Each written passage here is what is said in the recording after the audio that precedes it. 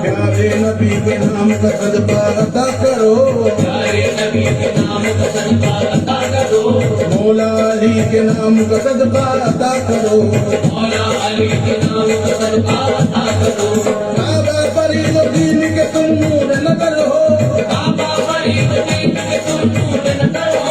हिंदुल वली के नाम का सदका अता करो,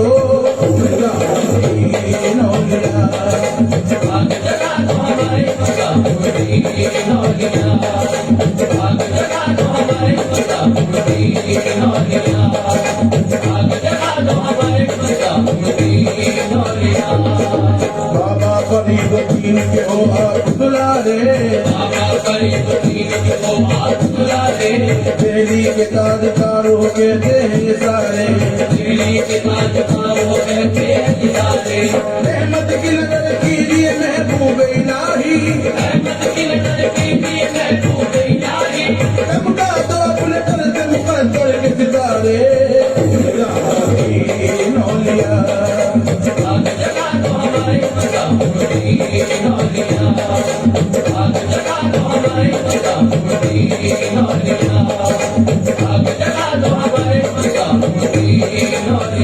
मेरे मुर्शिद इनायत की नजर हो जाए, मेरे मुर्शिद इनायत की नजर हो जाए, अब तो आसानी निस्बत की नजर हो जाए, नौलिया भाग जगा तो हमारे निजाम नौलिया,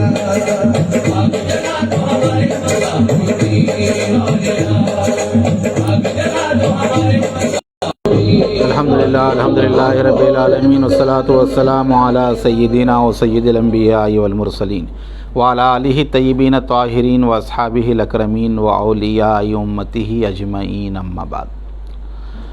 मुअज़्ज़ज़ व मुकर्रम सामीन व नाज़रीन, अल्हम्दुलिल्लाह सुल्तानुल मशाइख़ ख्वाजा ख्वाजगां सरकार आलम पनाही निज़ामुद्दीन औलिया महबूब इलाही की करामात का सिलसिलेवार बयान चल रहा है और ख़वामुल अक़ाइद की आज 55वीं हिकायत से आगाज़ है। हज़रत शेख़ुल आरिफ़ीन ख्वाजा ख़िवामुद्दीन चिश्ती रहमतुल्लाहि ताला अलैह बयान फरमाते हैं कि हज़रत मौलाना बदरुद्दीन अलैहिर्रहमान ने कहा कि एक शख्स ने हिकायत बयान की कि एक बार मैं महबूब इलाही की खिदमत में ज़ियारत के लिए हाज़िर हुआ था। जब वहाँ से उठा और इंद्रपत में शम्स गाज़रोनी के पास गया तो उन्होंने पूछा तुम कहाँ थे?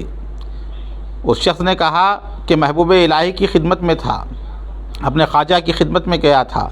उसने कहा कौन ख्वाजा? मैंने कहा खिदमत शेख में। उसने कहा कौन शेख?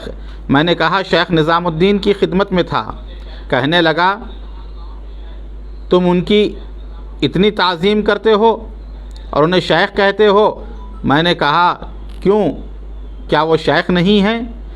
फिर मैंने उससे कहा आओ मुबाहला करें, अगर वो हकीकी शेख हों तो तुम इस हफ्ते में मर जाओगे वरना मैं मर जाऊंगा।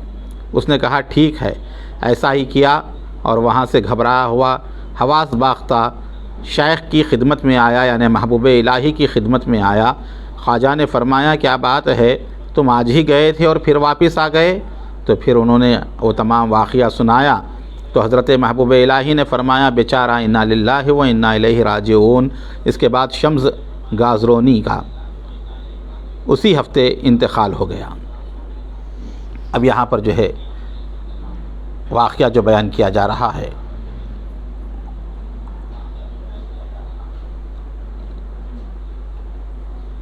कि एक शख्स ने मुबाहला किया हज़रत की बुज़ुर्गी के मुताल्लिक़ और शयूख़ियत के मुताल्लिक़ कि वो शेख हैं या नहीं।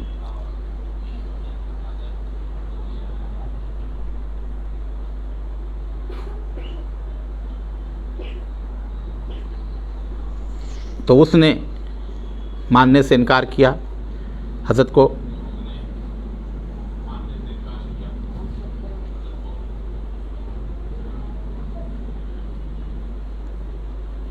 تو 8 دن کے اندر ہی جو ہے اس کا جو ہے وصال ہو گیا۔ تب یہاں پر حضرت کی عظمت اور بزرگی اور آپ کا مقام و مرتبہ جو ہے معلوم ہوتا ہے۔ تو یقیناً اس زمانے کے شیوخ تھے، تمام شیوخ کے سردار تھے، اور بجا طور پر اللہ تعالیٰ نے آپ کو عظیم مقام و مرتبہ عطا فرمایا تھا۔ 56ویں حکایت ہے کہ ایک بار شہر کے کوتوال نے شاہی محل کے چیف خواجہ رشید کو طلب کیا۔ اس وقت کوتوال جمنا کے کنارے دکھ پر کھڑا ہوا تھا۔ ابھی بعض الفاظ ہیں قدیم زمانے کے کہ اس کے معنی جو ہے کیا ہیں، مترجم نے بھی نہیں لکھے کہ قدیم زمانے میں کس کے لیے استعمال ہوتے تھے۔ اب وہ دکھ پر جو ہے کھڑا تھا بول کر آیا ہوا ہے لفظ۔ رشید کو اس کے سامنے لایا گیا۔ ملک کوتوال نے اس سے غصہ کیا اور ایک کوڑا رسید کیا۔ رشید بہت محترم اور بزرگ آدمی تھے۔ اسی حالت میں نہایت شرمندہ اور غمگین ہو کر واپس آئے اور اس عہدے سے استعفیٰ دے دیا، اور یہ رشید شیخ کے خدمتگاروں میں تھے۔ یہ حضرت رشید رحمۃ اللہ علیہ جو تھے محبوب الہی کے خادموں میں سے تھے۔ کوتوال نے کیا کیا کہ آپ کو بلا کر جو ہے کوڑا مارا۔ کوڑا مارنے کے بعد جو ہے آپ نے اس کو استعفیٰ دے دیا، اور یہ واقعہ کسی سے بیان نہیں کیا۔ چند مہینے گزر گئے۔ چند مہینے گزرنے کے بعد جو ہے سلطان نے جو ہے اس کے اوپر عتاب نازل کیا کوتوال کے اوپر، اور حکم جاری کر دیا کہ اس کے تمام املاک اور تمام سامان جو ہے وہ ضبط کر لیا جائے، حکومت کے خزانے میں جمع کر دیا جائے، اور اس کو دریا میں ڈبو دیا جائے۔ چنانچہ چند مہینے کے بعد جو ہے وہ مارا گیا۔ چکی کا پاٹ باندھ کر اس کو دریا میں ڈال دیا گیا کوتوال کو۔ کوتوال کا جب انتقال ہو گیا تو اس کے بعد وہ حضرت رشید رحمۃ اللہ علیہ محبوب الہی کی خدمت میں حاضر ہوئے، تو آپ نے فرمایا کہ کہو رشید کیا حال ہے کوتوال کا۔ جیسے ہی سننا تھا حیران ہو گئے، کیونکہ انہوں نے ذکر نہیں کیا تھا محبوب الہی کے سامنے ان کے جو ساتھ سلوک کیا گیا۔ تو عرض کیا کہ حضور آپ پہ تو تمام چیزیں روشن ہے۔ کہا مجھے تو معلوم ہے، میں تمہاری زبان سے سننا چاہتا ہوں۔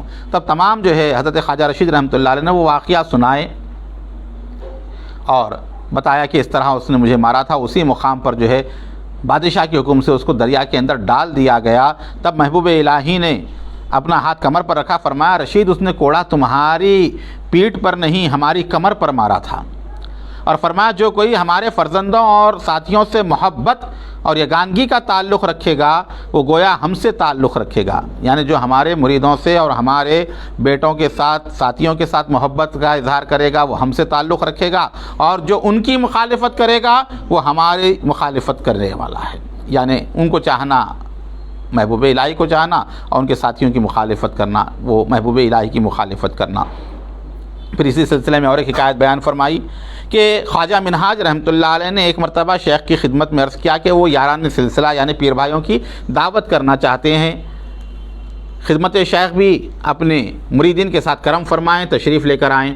شیخ نے فرمایا سب اصحاب جائیں، یعنی جتنے مریدین تھے، جتنے بیٹھنے والے تھے محفل میں، ان سے کہا کہ وہ خواجہ منہاج کے پاس جائیں اور کھانا کھائیں اور اس کے بعد سماع سنیں، میں بھی حاضر ہو جاؤں گا۔ خواجہ منہاج کے فرمان کے مطابق اصحاب کو کھانا کھلایا گیا اور پھر سماع شروع کیا گیا۔ خواجہ منہاج حضرت شیخ کی تشریف آوری کے منتظر تھے کہ حضرت کب تشریف لاتے ہیں، اور جب محفل سماع گرم ہو گئی تو لوگوں نے دیکھا کہ محفل سماع کے درمیان جو ہے حضرت محبوب الہی تشریف فرما ہیں۔ وہ سمجھے کہ اچانک حضرت تشریف لا لیے ہیں محفل کے اندر، اور اس وقت سماع جو ہے روک دیا گیا۔ جیسے ہی سماع روک دیا گیا حضرت نظر نہیں آئے۔ پھر محفل سماع شروع ہوئی، پھر محفل گرم ہوئی، پھر دیکھتے ہیں کہ محبوب الہی جو ہے کھڑے ہوئے ہیں اور حضرت جو ہے محفل کے اندر موجود ہیں۔ خواجہ منہاج جب سماع روکتے وہ غائب ہو جاتے۔ ختم سماع جب ہوتا ہے تو خواجہ منہاج نے یہ واقعہ محبوب الہی کی خدمت میں عرض کیا۔ تب آپ نے فرمایا جس محفل میں بھی ہمارے ساتھی سماع سنیں وہاں ہمیں موجود جانیں۔ ابھی تصرف اولیاء اللہ کا کہ ایک ہی وقت میں کئی مقامات پر رہتے ہیں، ایسے کئی واقعات جو ہے نظر آتے ہیں۔ تو یہاں پر حضرت نے فرمایا کہ جہاں محفل سماع منعقد ہو جائے تو وہاں پر چاہیے کہ مجھے موجود سمجھو، جہاں میرے ساتھی ہوتے ہیں، جہاں میرے مریدین و معتقدین ہوتے ہیں وہاں میں موجود رہتا ہوں۔ روحانی طور پر حضرت کی توجہ جو ہے اس محفل کی طرف ہوتی ہے جہاں پر حضرت کے اہل سلسلہ ہوا کرتے ہیں۔ اس کے بعد اور ایک حکایت بیان کی گئی کہ ہندوستان میں کسی ایک علاقے میں اس میں شیخ کے مریدوں میں سے چند لوگ علاؤ الدین خلجی کے عہد میں اپنا روزگار کرتے تھے۔ ایک امیر آدمی وہاں آیا اور اس نے شریر آدمی سے ان کمانے والوں پر سختی کی، یہاں تک کہ اس کے ہاتھوں عاجز آ گئے۔ اب اس نے کیا ظلم کرنا شروع کر دیا، جس کو گورنر بنا کر بھیجا گیا تھا، امیر بنا کر بھیجا گیا تھا سلطان کی طرف سے اس علاقے کا، تو اس نے کیا کیا، لوگوں کے اوپر جو ہے زیادتی کی، اور یہاں تک کہ وہ لوگ جو ہے مجبور ہو گئے، آپس میں ایک شخص کو چنا اور چن کر کہا کہ جا کر محبوب الہی کی خدمت میں عرض کر دینا کہ ہمارے ساتھ ایسا معاملہ کیا جا رہا ہے، ایسا ہو رہا ہے۔ چنانچہ وہ شیخ کی خدمت میں آئے اور تمام واقعہ سنایا۔ محبوب الہی نے کچھ لکھ کر اس کو دیا تاکہ یہ اپنے ساتھ لے جائے، کہا کہ یہ لے جاؤ لکھا ہوا میرا، اور اس کو بتا دینا تاکہ وہ تم سے اچھا سلوک کرے، اچھا معاملہ کرے۔ شیخ کی طرف سے ملک کے نام سفارش لکھ کر اس کو دے دی گئی، وہ چلا گیا، وہاں جا کر وہ تحریر اپنے ساتھیوں کو دکھائی، اور دوسرے دن پورے جمع ہوئے۔ جمع ہونے کے بعد وہ جو گورنر تھا یا علاقے کا جو کوتوال وغیرہ تھا اس کے پاس گئے۔ اتفاق سے اس روز وہ دریائے گنگا کے کنارے چبوترا بندھوا رہا تھا، چبوترے کے پاس جو ہے تعمیر کروا رہا تھا، اور اسی پر کھڑا ہوا تھا۔ لوگ آئے اور آداب بجا لائے، سلام کیا اور تحریر اس کے حوالے کی۔ اس نے وہ تحریر پڑھی اور ان پر غصہ کرنے لگا اور اس کاغذ کو دریا میں پھینک دیا۔ محبوب الہی نے جو کاغذ دیا تھا اس کاغذ کو اس نے دریا میں پھینک دیا۔ یہ لوگ دم بخود واپس آئے اور شخص کو جو شیخ کا خط لایا تھا دوبارہ شیخ کی خدمت میں بھیجا، کہا کہ حضرت ایسا واقعہ ہو گیا ہے۔ شیخ کی خدمت میں بیان کر دی۔ شیخ نے تھوڑی دیر سوچا اور فرمایا سبحان اللہ، اگر کوئی خود کو پانی میں جھونک دے تو ہم کیا کریں؟ اگر وہ خود کو اپنے آپ کو پانی میں گرا لے تو اس کے ذمہ دار ہم تھوڑی ہی ہیں، وہ تو خود ذمہ دار ہے۔ کچھ عرصے کے بعد سلطان علاؤ الدین کا مزاج اس سے برگشتہ ہو گیا اور اس نے حکم دیا کہ اس کو باندھ کر دریا میں ڈال دیا جائے۔ ایسا ہی کیا گیا۔ اتفاق یہ کہ اسی چبوترے پر اسے لے کر آئے سپاہی دریا میں ڈالنے کے لیے، جس چبوترے پر کھڑے ہو کر اس نے محبوب الہی کے فرمان کو پانی میں ڈالا تھا۔ سپاہیوں نے کیا کیا کہ اس کو دریا میں وہیں پر ڈال کر غرق کر دیا۔ تو یہ اللہ والوں کی بے ادبی یا ان کے ساتھ جو ہے گستاخی کرنے کی جو ہے یہ سزا ہے، اللہ تعالیٰ کی طرف سے ہوتی ہے۔ اللہ تعالیٰ اپنے محبوبوں کی گستاخی کو برداشت نہیں کرتا اور دنیا میں بھی کچھ نہ کچھ جو ہے وہ سزا پا جاتے ہیں۔ خواجہ رشید نے کہا جب میں خانہ کعبہ کی زیارت سے واپس ہوا تو مجھ پر تشنگی بہت زیادہ ہوئی، ہر طرف پانی کو ڈھونڈتا لیکن پانی نہ ملا، یہاں تک کہ بے ہوشی کی کیفیت طاری ہو گئی میرے اوپر اور میں گر گیا۔ اور میں نے دیکھا اس وقت کہ نظام الدین اولیاء تشریف لائے اور آپ نے کہا اے رشید اٹھو، پانی تو یہ ہے۔ میں اٹھا اور جس جانب محبوب الہی نے اشارہ کیا تھا وہاں میں نے پانی کو دیکھا اور جا کر وہاں دیکھا کہ چشمہ بہہ رہا ہے۔ میں آگے بڑھا، پانی پیا اور وہاں سے اٹھا۔ لوگوں کی ایک جماعت سامنے آئی اور انہوں نے کیفیت پوچھی۔ میں نے کہا یہاں اس طرح پانی موجود ہے۔ انہوں نے کہا وہ جگہ ہمیں دکھاؤ کہاں ہیں۔ جب میں واپس اسی جگہ پر آیا تو دیکھا پانی نہیں ہے۔ میں نے جان لیا کہ یہ عنایت شیخ کی خاص میرے حق میں ہیں اور یہ ان کی ولایت کا ظہور ہے، یعنی کرامت کے طور پر وہ چشمہ وہاں پر جاری ہوا اور جو ہے خواجہ رشید الدین رحمۃ اللہ علیہ نے اس کا پانی پیا، لیکن جب بعد میں لوگ جا کر وہاں دیکھتے ہیں تو وہ چشمہ غائب ہو گیا تھا۔ شہر دہلی میں ایک شخص تھا، اسے خواجہ بہاؤالدین ملتانی کہتے تھے۔ وہ شہر کے سوداگروں میں سے تھا اور شیخ کی خدمت میں بھی آیا جا کرتا۔ اسے بھی اس کام درویشی کا شوق چڑھ گیا۔ اب جیسے لوگوں کو ہوتا ہے، بعض لوگوں کو پیری مریدی کا شوق جو چڑھ جاتا ہے، ہاں کاروبار میں لگے رہتے ہیں، دنیا کے معاملات میں لگے رہتے ہیں، لیکن شوق چڑھ جاتا ہے تو تمام چیزیں چھوڑ کر جو ہے اس جانب جو ہے آ جاتے ہیں۔ تو وہ بھی تھا، سوداگروں میں سے تھا۔ اب اسے جب شوق ہوا پیری مریدی کا، درویشی کا، تو وہ شیخ کی خدمت میں آتا، عرض کرتا کہ مجھے بھی آپ اپنے خادموں میں شامل کر لیجئے، مجھے بھی آپ جو اپنے غلاموں میں داخل کر لیجئے۔ شیخ فرماتے تم شیخ رکن الدین کے پاس جاؤ، وہاں دین بھی ہے دنیا بھی ہے، یہاں تو نرا فقر ہے، تم دنیا والے آدمی ہو، اس کتاب کہاں لا سکو گے؟ کہا کہ تم تو کاروباری آدمی ہو، تاجر ہو، تم کیا کرو، شیخ رکن الدین ملتانی رحمۃ اللہ علیہ کے پاس جاؤ، وہاں دین و دنیا دونوں چیزیں تمہیں مل جائیں گی۔ یہاں تو میرے پاس تو جو فخر و فاقہ ہے، یہاں پر تو دنیا کا کوئی تصور ہی نہیں ہے۔ اس طرح اس نے کئی مرتبہ التجا کی۔ آخر ایک دن شیخ نے فرمایا بہاؤالدین یہاں تو بس فخر ہی فخر ہے، تم اچھی طرح سوچ لو، فخر و فاقہ یہاں پر ہے۔ اس نے پھر التماس کی۔ شیخ نے فرمایا بہاؤالدین جیسے تم بیعت کرو گے تو تمہارا مال ہے سب چلا جائے گا اور برباد ہو جاؤ گے، اور دیکھ لو اس کا تحمل کر سکو گے؟ کہا کہ اگر مرید ہو گئے تو تم تو برباد ہونے والے ہو، تمہارا پورا مال چلے جائے گا، تمہاری تجارت سب ختم ہو جائے گی، کیا برداشت کر سکو گے؟ اچھی طرح سوچ لو، ورنہ میں تم سے کہتا ہوں کہ وہاں چلے جاؤ، وہاں دونوں چیزیں تمہیں مل جائیں گی، دنیا اور دین، وہاں دونوں چیزیں مل جائیں گی، وہاں پر چلے جاؤ۔ وہ وقت بھی گزر گیا۔ پھر کسی موقع پر انہوں نے کہا کہ نہیں، مجھے آپ اپنے مریدوں میں شامل کر لیجئے۔ آپ نے کہا اچھی طرح غور کر لو، کیا فکر و فاقہ اختیار کرو گے اور یہ مال چاہے اسی وقت چلا جائے، اس کو بقائی کب ہے؟ اس نے کہا کہ جانے دیجیے، جب مال جانا چاہ رہا ہے تو اب رہنے والا تو تھوڑی ہے، کم نہ ایک نہ ایک دن چلے جائے گا، وہ چلا جائے، میں تو جو ہے درویشی کو اختیار کروں گا۔ محبوب الہی نے فرمایا تو اب آؤ۔ انہوں نے بیعت کی اور خرقے کی خلعت سے مشرف ہوئے۔ اس کے کچھ دن بعد ہی بہاؤالدین خلاش ہو گئے، یعنی پورا مال و دولت وغیرہ سب جو تھا وہ سب چلا گیا۔ ان کے جو ایجنٹ تجارت میں لگے ہوئے تھے، جس طرف سے بھی آتے یہی کہتے کہ مال ضائع ہو گیا۔ اس کے بعد مولانا بہاؤالدین نے مردانہ وار سب کچھ برداشت کیا اور یاد الہی میں مشغول ہو کر واصلان حق میں سے ہو گئے۔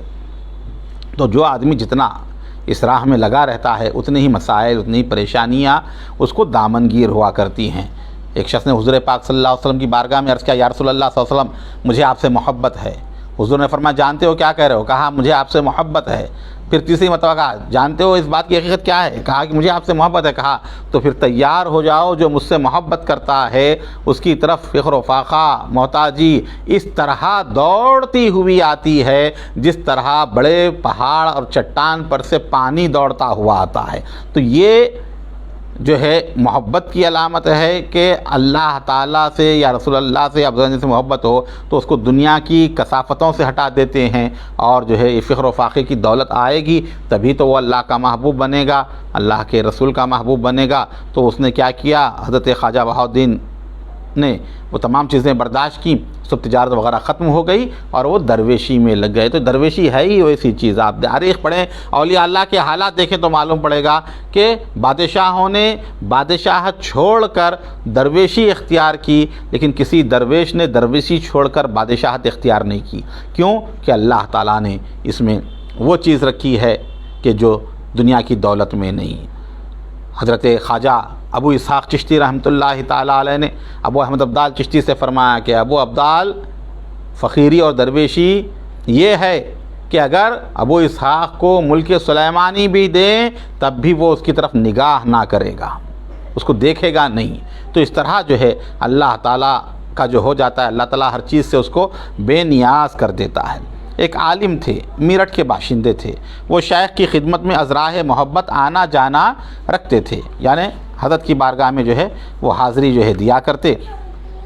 ایک بار انہوں نے شیخ کی خدمت میں عرض کیا کہ خواجہ میری ایک بیٹی ہے اور میری حیثیت نہیں کہ اس کا نکاح کر سکوں، یعنی بہت غریب آدمی ہوں، بچی کا نکاح کرنا چاہتا ہوں لیکن ہے نہیں، اس معاملے میں سخت پریشان ہوں۔ حضرت نے فرمایا مولانا جب تم کہیں نکاح کرنا چاہتے ہو نا ہمیں خبر کر دینا۔ چند بار انہوں نے ایسے ہی کہا، حضرت نے یہی کہا کہ جب نکاح کرنا ہو تو مجھے اطلاع کرنا۔ الغرض ان کی بچی کا رشتہ طے ہو گیا۔ طے ہونے کے بعد شادی کی تاریخ وغیرہ مقرر کر دی گئی۔ پھر وہ نظام الدین اولیاء کی خدمت میں حاضر ہوئے اور کہا کہ حضرت جو ہے نکاح کی تاریخ مقرر ہو چکی ہے لیکن میرے پاس جو ہے کچھ ہے ہی نہیں۔ تو حضرت نے کیا کیا کہ ان کو جو ہے ایک دن کا جو تھا اس زمانے کا سکہ وہ نکالا اور کہا کہ یہ جو ہے رکھ لو بسم اللہ کہہ کر۔ مولانا سخت حیران ہو گئے، کہا حضرت نے تو وعدہ کیا تھا بچی کی شادی میں مدد کرنے کا، اب ایک سکہ دے رہے ہیں، اب اس سے کیا ہوگا؟ ایک سکے میں شادی بھلا کیسے ہوگی؟ 1 روپے میں شادی بھلا کیسے ہوگی؟ وہ بڑا جو ہے سوچ میں پڑ گئے، لیکن انہوں نے رکھ لیا اور سوچتے سوچتے شہر کی طرف چل پڑے۔ خانقاہ سے نکلے غیاث پور سے اور شہر کی طرف چل رہے تھے، اپنے دل میں الجھ رہے تھے کہ خزارہ بالکل بے ارادہ سلطان علاء الدین خلجی کی حرم سرا کے دروازے پر جا نکلے۔ چلتے چلتے کیا ہوا، وہ بادشاہ کا جو حرم سرا تھا، زنانی حصہ جو ہوتا ہے خواتین کا، وہ وہاں پہنچ گئے۔ اب وہاں جانے کے بعد کیا ہوا دیکھیں آپ کہ حرم کے راستے میں کوئی آتا جاتا نہیں تھا۔ اب مرد آدمیوں کو تو داخلہ تھا ہی نہیں وہاں پہ، جہاں پہ خواتین کا جو ہے رہنے کا مقام ہوتا ہے، وہ الگ تھلگ ایک جگہ تھی۔ مولانا ٹابک ٹوئے مارتے ہوئے حرم سرا تک پہنچ گئے، دیکھا کہ حرم سرا کے اندر سے چند خواجہ سرا باہر آ گئے۔ اب جو خواجہ سرا جو ہوتے ہیں جو عورتوں کے پاس جو ہے کام وغیرہ کیا کرتے ہیں، زنخے جسے کہا جاتا ہے، ہجڑے جسے کہا جاتا ہے، تو وہ خواجہ سرا جو تھے وہ وہی رہا کرتے تھے وہاں پر. تو وہ لوگ کیا کیے، وہ آ کر دیکھے اور ان کو پکڑ لیا. پوچھا کہ تم کہاں سے آ گئے یہاں پر، تم کون ہو یہاں؟ مولانا بڑے پریشان ہو گئے، بولے اب تو بادشاہ کو اگر اطلاع ملے گی تو بہت بڑا معاملہ ہو جائے گا کہ زنانہ حصے میں کہاں سے آ گئے. اس بدحواسی کے عالم میں کوئی چارہ نہ تھا. کہا کہ میں نظام الدین اولیاء کے خادموں میں سے ہوں، محبوب الہی کے خادموں میں سے ہوں. مولانا کو پکڑ کر اندر لے کے چلے گئے وہ خواجہ سرا جو تھے، اور لے جانے کے بعد کہا مولانا گھبراؤ نہیں، یہ اچھا ہی ہوا کہ تم یہاں آ گئے، بہت اچھے وقت پہ آ گئے ہو، گھبرائیے نہیں آپ، چلیے ہمارے ساتھ. اس وقت سلطان معیز الدین کیقباد کی بیٹی یعنی سلطان علاء الدین کی بیگم نے ایک بیٹے کو جنم دیا ہے. سلطان کی بیٹی کے یہاں جو ہے لڑکا پیدا ہوا ہے، لہٰذا اس نے یہ منت مانگی تھی کہ اگر مجھے بیٹا ہوگا تو میں زمین سے اسے اس وقت تک نہیں اٹھاؤں گی جب تک کہ کوئی نظام الدین اولیاء کے خادموں میں آ کر وہ نہ اٹھائے زمین سے. اب اس نے منت مانگی تھی، وہ بچہ زمین پہ تھا پیدا ہونے کے بعد. تو ان کو جو ہے پکڑ کر لے گئے خواجہ سرا. انہوں نے کہا کہ میں محبوب الہی کے خادموں میں سے ہوں. کہا کہ آپ ہی اٹھائیں اس بچے کو زمین پر سے. الغرض اس بچے کو مولانا کی گود میں ڈال دیا گیا، یعنی سب سے پہلے جو محبوب الہی کے مرید کی گود میں جو ہے ڈالنا تھا، ڈال دیا گیا. اور اس خوشی میں جو ہے 100 سونے کے یا چاندی کے سکے جو ہے ان کو نذر کیے گئے. تو وہاں سے حرم سرا سے جو ہے وہ جو ہے سکے جو ہے نذرانے کے طور پر جو ہے ملے کہ ان کی نظر کیے. مولانا کو پوری عزت و احترام کے ساتھ جو ہے رخصت کیا. جب باہر نکلے تو سمجھے کہ یہ سب کچھ حضرت محبوب الہی کی برکت سے ہوا. اپنے پچھلے خیالات سے توبہ کی، جو خیالات آ رہے تھے ان کو، اور شیخ کی خدمت میں آئے، یہ سارا قصہ بیان کیا. محبوب الہی نے فرمایا مولانا جاؤ خیر شادی کی تیاری کرو اور اسی طرح مناسب سمجھو اسے انجام دو. تو یہاں پر جو ہے اس طرح کے واقعہ جو ہے پیش آیا. حضرت کی توجہ سے جو ہے ان کا کام بھی ہو گیا اور بچی کی شادی بھی ہو گئی. اس طرح جو ہے حضرت نے ان کی امداد فرمائی. اور ایک شخص کا واقعہ انہوں نے لکھا ہے، مختلف روایتیں جو ہے یہاں پر ہیں. ایک مختصر سا واقعہ لکھتے ہیں کہ جو ہے ایک دن شیخ کے پاس آیا، یعنی محبوب الہی کے پاس، کہا کہ یہاں میری کچھ جاگیر ہے، میں اس سلسلے میں دیوان میں گیا تھا، جاگیر کا فرمان آستین سے کہیں گر گیا. جو کاغذات جو ہوتے ہیں زمین کی جاگیر کے جو ہے وہ کہیں گر گئے ہیں، مل نہیں رہے ہیں. لہذا وہ آ کر کہتا ہے گڑ گڑا کر کے حضرت جو ہے فاتحہ پڑھیں، دعا کریں تاکہ میرے وہ جاگیر کے کاغذات جو ہیں وہ مل جائیں.